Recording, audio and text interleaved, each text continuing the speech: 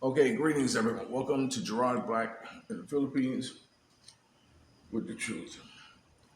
Welcome to my channel. All my peaches, triggers, lovers, haters, commenters, scallywags, each and every one of you.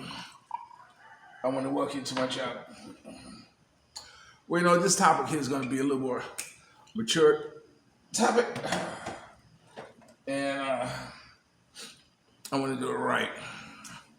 You know, um, but before I get started, let me ask you this. Oh, I'm in the doctor's office, by the way. I'm sitting in the reception area, enjoying a glass of and they'll say Happy New Year to you, by the way.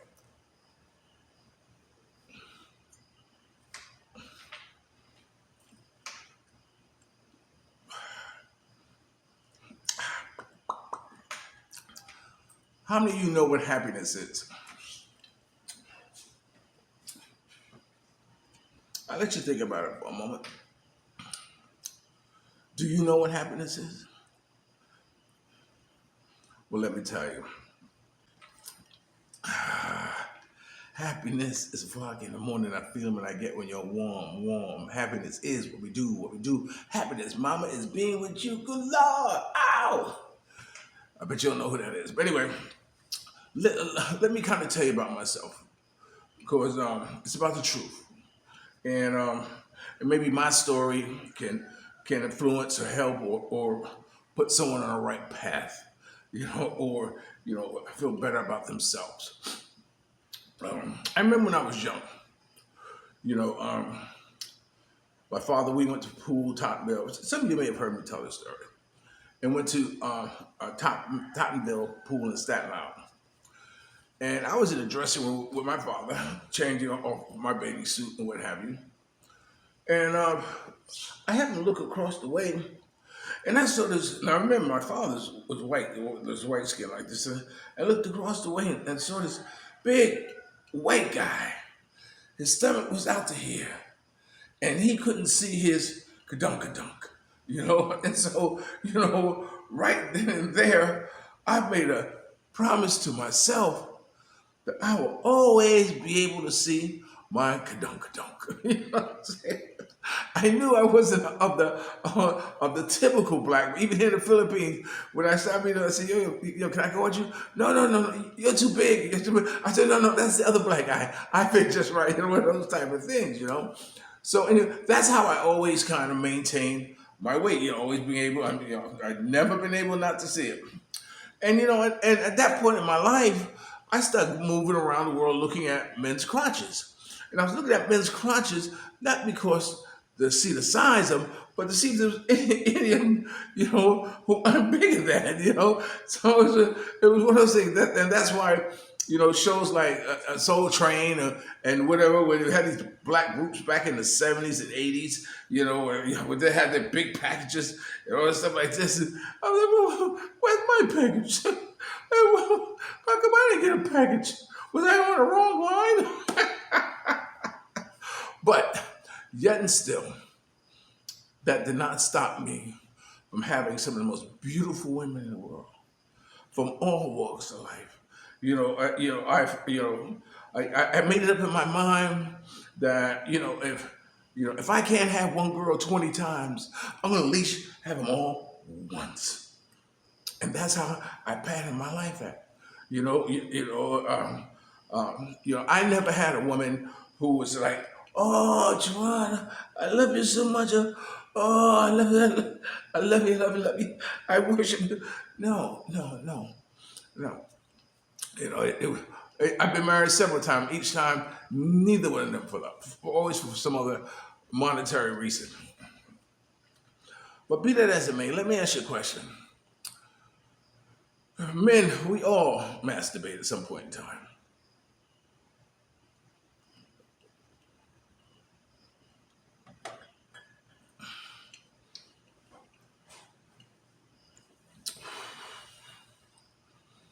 What do you use as your motivation? And internet wasn't always around, baby Paul.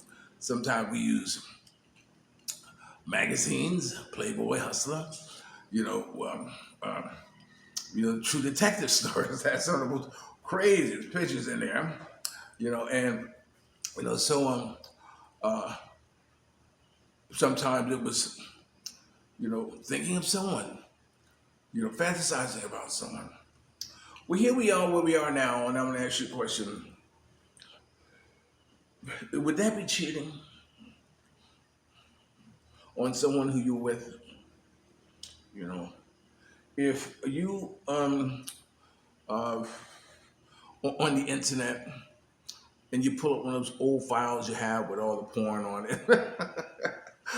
Oh, you guys, you know what I'm talking about. You got one file tucked somewhere where you got the most freakiest porn, just in case, like this, or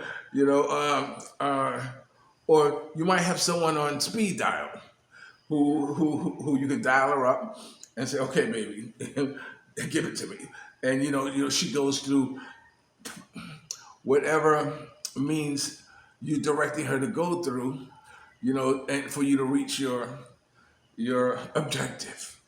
Is that cheating? The reason I ask that because sex, lust, being a sex addict, for me, it's about the intimacy. Sex has always been about intimacy to me. You know, it was wonderful when we got together, but I knew it wasn't going to last because I know there'll come a time when you're going to long for something more. And I knew that about myself, and I knew that about women. Women only can take a certain amount of, okay, it's okay, baby. Maybe next, okay, maybe next time. Not ever saying that I'm dissatisfied, unsatisfied. Don't get me wrong, I'm not a selfish lover. I've always made sure that they got theirs. But when it got to the point where I could no longer, you know, take them there, then it's time to go, in my mind. Just to say that, and I just knew there was more out there to the world than just Gerard,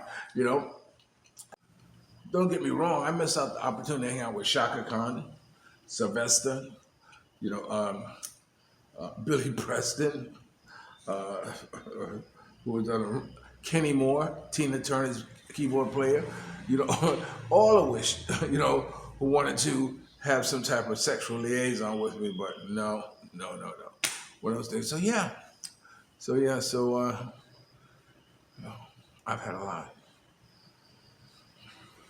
And just spoke to someone who's in the States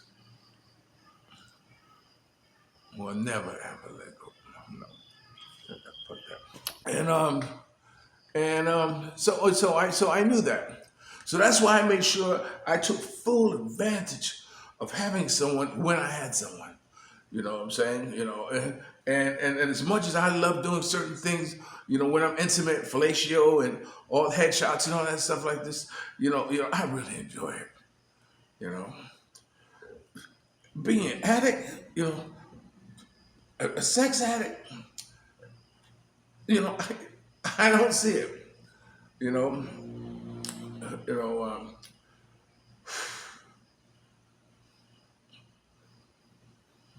I'm thinking about all now. I've had women where I would say, a girl wants to give it to me, wants to give me that, that vajayjay, and I'm like, whoa, boy, and I done dragged on her so much that where's that she can't wait to give it to me. She's burning up in the ass, and then and when it gets time to go to another place, I said, look, no, you're only gonna waste your time. I mean, I'm gonna, I always say that, when the lights go off, and that gunshot is fired, it's every man for himself. If you don't get yours, I'm going to get mine. And fortunately, it worked out good. But I always knew, I always said that there was no perfect relationship. Only way relationships are going to be perfect is when a man, and some of you may have heard me say this too, when A man is laying in bed with his wife, and his wife gets up and she, boom, bangs her foot on the floor, and you go, everything okay, baby? Fine. Okay, so okay, good. You go back to sleep or whatever. And next thing you know, you hear a door slam. Slam, boom. And you jump up and get, damn, baby, what are you making this god dog noise for? I'm trying to sleep. I said, is there something bothering you? And she might say, if she's honest, if she's very honest, she'll say, yes, something's bothering me. I said, okay, baby, well, give me sit down. Tell me what it is. Maybe I can help you with it. And she might turn to you and say, baby, I love you as much as my next breath. There's nothing I wouldn't do for you. There's nothing I wouldn't give to you. But baby, I'm not getting, and it's driving me crazy. And you have to say, damn, you're not getting, Well, baby, what do you want to do? I love you so much, I'm willing to do whatever it is that you want to ask me to do. What is it you want? You want to take your ring off, and go out, on a Friday or Saturday night and be single for that evening?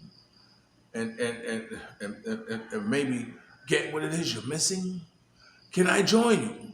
Can we make it a threesome? Can we overcome this together? Can we do this together, baby? But tell me what it is, because I don't like you when you're, when you're burning up inside, or there's something bothering you like this, and you decide to do whatever you're going to do. That's a perfect relationship. Now, the only problem is that one day you might wake up in the middle of the morning and your foot might, boom, hit the floor. And she might startle and say, you okay, hon? Yeah, I'm okay. And he might get up and walk over to the dresser and boom, slam that door again. And she said, baby, look, I know there's something wrong with you. Come over here, sit down, let's talk. Tell me what's bothering you. Because I know there's something bothering you.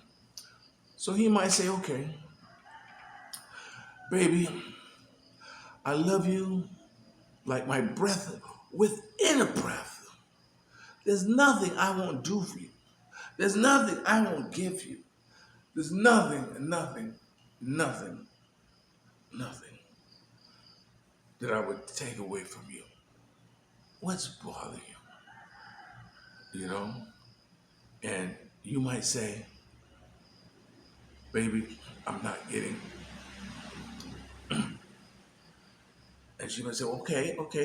Well, what is, do you want to take your wedding ring off one Friday or Saturday and go out and be single and do what you got to do to overcome what you're going to overcome? Or do you want me to come with you? And maybe we'll do the threesome, and maybe we're overcoming this hurdle together as one. Just tell me what you want to do. And then you decide what you want to do. That's, to me, is a perfect relationship, because he might say, baby, I'm missing, I want big breasts. I want birth the big ass on my lap. I miss that, and I want that one more time. Whatever. So you see, we all might have things that we enjoy in a sexual relationship with a sexual partner.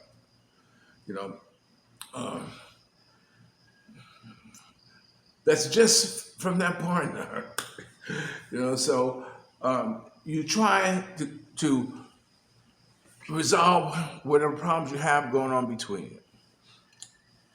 Now, the question was posed, are you a sex addict? Look, fellas, I'm 70 years old.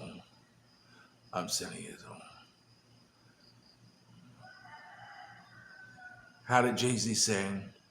He says, I got I got 99 problems, son, but a peach ain't one.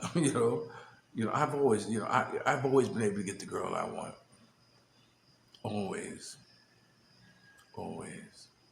And I've always been smart enough to know that before it gets to that explosive tip where you have that fallout, you can't fight to make nobody stay with you. You can't fight to keep someone. You got to be able to know when it's time to let it go. And I've always been lived in reality where I always knew when it's time to let it go or it's time to go, and that's how it was. You know, even here in the Philippines, I come here to the Philippines so this way, I don't have to worry about sex no more. I don't have to worry about it. I got one girl, you know, you know, she's the only shoe that fits. I know I'll never get tired of it, you know, and she'll never say no. That's what I want. You know, I don't know if half of you guys are having the type of intimacy with your partner as I am with mine, or as frequent as often as I do mine. I know one day will come. One day will come when it's all going to be done for me. It's all going to be over for me. You know. Wake up! Come on! You can do it! You can do it! You can do it! Come on! Up. And you know, when that happens, I don't want to be saying I shoulda, coulda, woulda. I want to say, yeah, Gerard, you did it your way. You know. So I know I have girls in the Philippines will come see me because something I do very very well, and and even sometimes you know sometimes in the past they may have fought having it done to him. They say, oh, it does nothing for me. I don't like it. I said, wait, just lay back. Can you count from 200 down to one? Yes. I said, well, count out loud. When you get to one, I'll stop. Read. A lot of them have never made it to one because they had enjoyed it to the point of ecstasy. That took them. It was about teaching a girl, you know, you know, how to feel like a woman, how to feel like a lady. You know, that's what I enjoy. You know, sex. I don't worry about sex. Even my moving too fast days, sex. You know, am I addicted to it? No. If I'm addicted to anything, I'm addicted to the intimacy. You know, I love making love, man. I love making love. And here in the Philippines, I only have to make love to one girl, one good girl. You know, not a girl that's all over the place or like this or I'm not all over the place chasing any more skirts. No, I got I got a caretaker who's taking good care of me. You know, that's what being in the Philippines is about, man. You know, man. All I can say and all I can tell you is that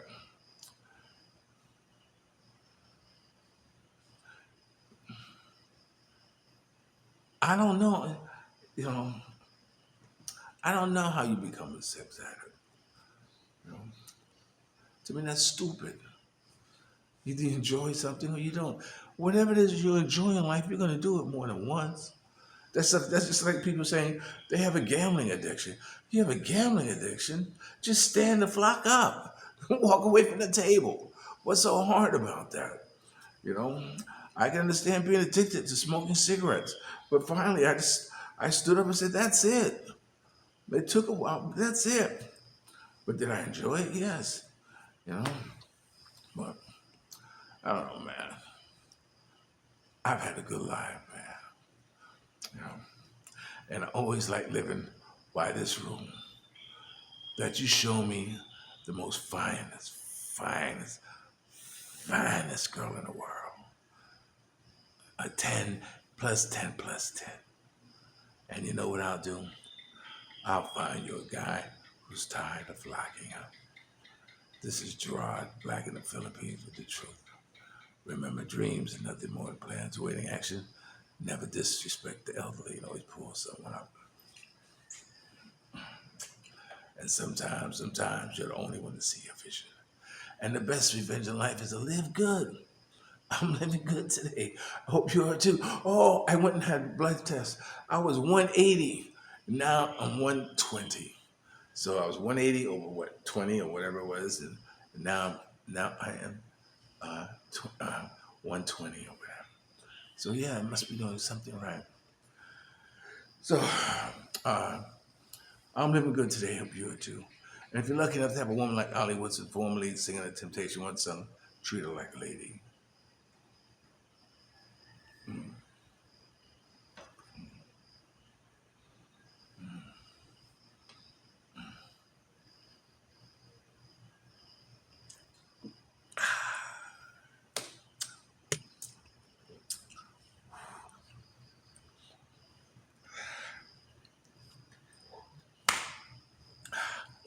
That's how you can tell it's Hennessy and not watered down.